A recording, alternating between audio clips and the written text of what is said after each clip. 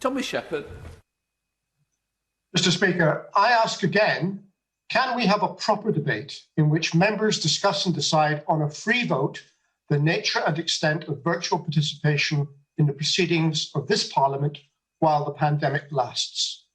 The procedural shenanigans displayed by the government on Tuesday, where they engineered call lists to conjure up a debate where none had been planned, were an affront to democracy. The leader's attempts to suggest that those of us who argue for every member to have the right to remote participation were in fact trying to deny that right to colleagues who are clinically vulnerable is offensive. I say to him in all sincerity, he is in grave danger of losing the confidence of the House, which he needs to perform his constitutional role.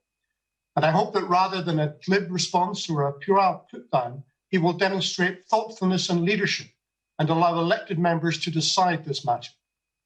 Now, the leader has made much of the need for democratic debate and scrutiny to continue.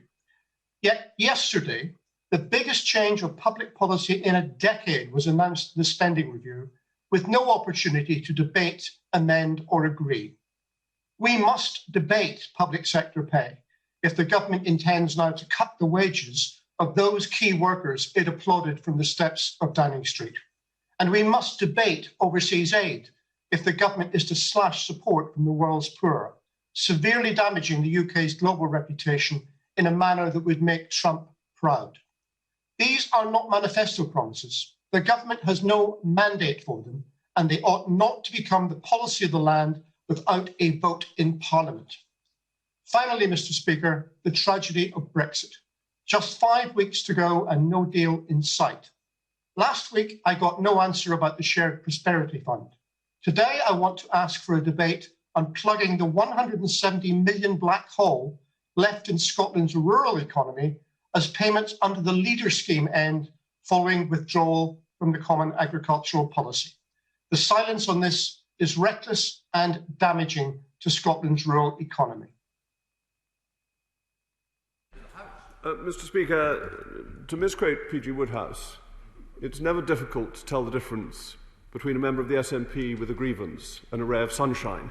It seems to me that the cloud across any ray of sunshine can always be provided by the honourable gentleman.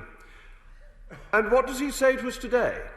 He says that a debate of over 2 hours is undemocratic. It was undemocratic to have a debate. That, I think, is an unusual view to hold. And then he thinks that a democratic vote of 52% of the people of the United Kingdom to leave the European Union is a disaster.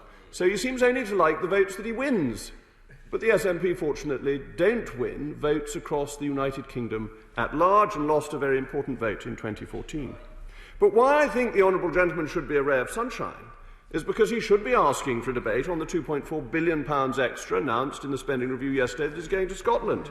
He should be celebrating the fact that £1,633 extra is attributed to public spending per capita in Scotland against the United Kingdom average. And he should celebrate the fact that £8.2 billion of UK taxpayer money has gone to Scotland to help them fight the coronavirus. And the evidence is that the United Kingdom is extraordinarily strong as a single United Kingdom with taxpayers coming together to help one another. But I noticed, Mr. Speaker, that he carefully avoided the fact, when he talked about the House's confidence, that in Scotland confidence may be ebbing away. I noticed the SNP lost a vote in the Scottish Parliament yesterday over publishing the legal advice given to the Scottish Government on the judicial review brought by Alex Salmond. Well, they were very happy to vote for the Attorney-General to release his advice here under an humble address. Sauce for the goose, sauce for the gander, or are they just turkeys waiting for Christmas? Right.